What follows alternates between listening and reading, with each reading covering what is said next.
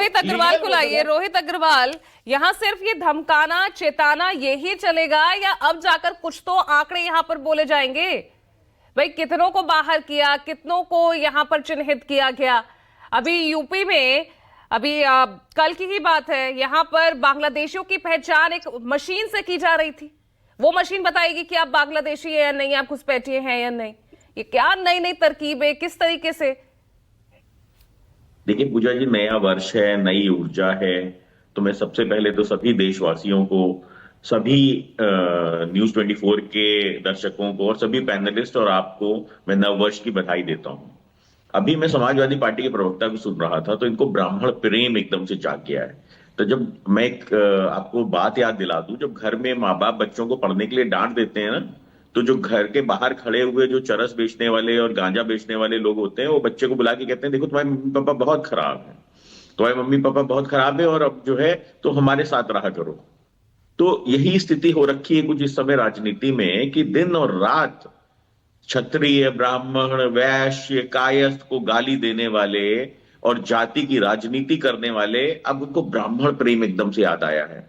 ये वही लोग हैं ना जिन्होंने राम मंदिर में दर्शन करने से रोक दिया था, तो इनके यहां से 8-10 ब्राह्मण विधायक टूट के और खुला विद्रोह करके इनको छोड़ के चले गए थे, और अब इनको ब्राह्मण प्रेम याद आ रहा है। ये तो ऐसे लोग हैं जो अपने विधायकों को भाई अब बंधुआ मजदूर की आप देखिए ना, बीजेपी के अब ब्राह्मण विधायक अगर वो मीटिंग करते हैं तो उनको चेता दिया जाता है। इस तरह की मीटिंग्स जो है वो असंवैधानिक। अब वहां पर आप उनको तरजीह नहीं देंगे तो और पार्टी भी ना दे?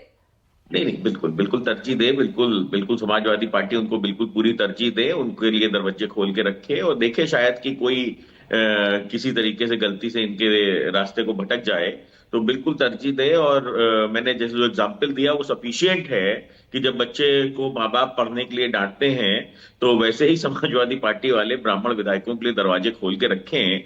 परंतु ब्राह्मण विधायक बहुत ही पूरी तरीके से परिपक्व और समझदार हैं और उनको पता है असलियत क्या है।